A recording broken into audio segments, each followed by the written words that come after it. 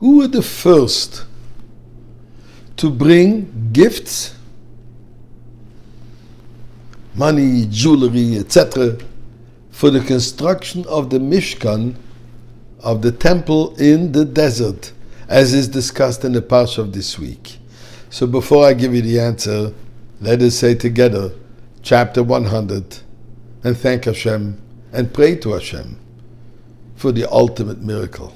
The one miracle which includes everything. As the previous Rebbe once said, when somebody told him we should hear Besuros Toivos, good news in plural, so the Frierdiker Rebbe apparently said, Ein Besura, aber de rechte. One news, one good news, but the right one, singular one. Because exile is Lashon Rabim, is plural. Geula, redemption, is Lashon Yachid, is singular. So, Mizmor l'soido riel Adonai kol haaretz ivdu es Adonai b'simcha, boi lefanu b'nonod u'ki Adonai u'elim hu asanu v'lo anachnama v'tzoi marisoi, boi yishoru b'soido chatzeroisa v'silo hoido le'bochu shemoi, ki toiv Adonai le'olam chazdoi v'yad doir v'doir emunosoi. Friends, some tzedakah, and let me tell you what I'm referring to.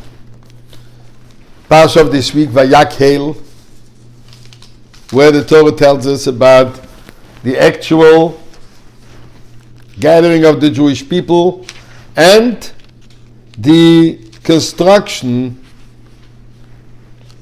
the offerings, the construction of the Mishkan, where everybody had the opportunity to participate. And interesting enough, I mentioned this in previous occasion, that Moshe Rabbeinu was wealthy enough to be able to construct the whole Mishkan by himself. But he did not want to be so selfish. He wanted to allow and include every Jew to participate. So the pasuk says they brought all kinds of things. But here I want to focus on chapter 35, verse 21 and 22. Everybody came, whatever their heart desired. Whatever they were willing to give, to share, they brought. And then it says, verse 22. The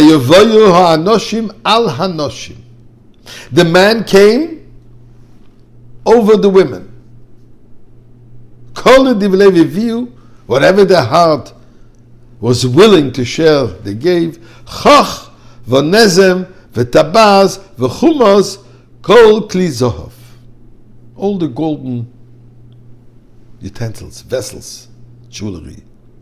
Commentators say, what is the meaning by Yavoyo ha'anoshim al hanoshim? It says what? That really the women came before the man. The first one to take off their jewelry.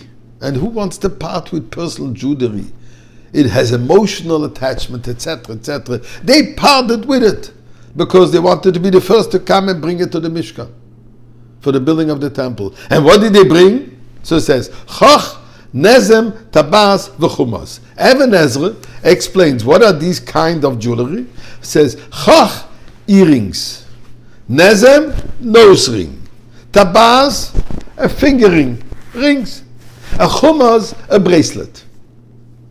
Says the previous Rebbe, when we're talking about the building the Mishkan, as we know, it's not only just the physical building which was built in the desert and then in Yerushalayim. We're talking about our own Mishkan, our own temple, our own home, our own lives. Because the temple is within us. Each and every one has to become the temple, the holy temple for Hashem. So says the Even Ezra, explained by the previous Rebbe. Those 4 pieces of jewelry are 4 concepts important in education of our homes, of ourselves, of our family, of our children. Earrings. We have to be attuned. We have to hear to what the children ask, what the children want, and they have to learn to listen to proper advice. They have to learn to listen to the elders, to the parents. So that's the first thing. Nose ring. You know, we have in English, wake up and smell the coffee. Have a sensitive smell. Develop a sensitivity to be able to smell what's right and what's wrong. No, we have this negative term, I smell a rat. No, let's not smell no rat. Let's smell this which is right. A developed, pure smell sensitivity. The finger, the ring on the finger, we should not be afraid to point, to direct what's right and what's wrong. As parents, we have that obligation. And then finally, the bracelet. What does the bracelet represent? We should lead our children. We should take the children's hands and lead them, not just tell them, not just direct them, but actually lead them, which means you're taking them with you. These are the 4 pieces of jewelry that create a holy temple for God. And doing this, we will all come with our children with Mashiach in the Beis Hamikdash.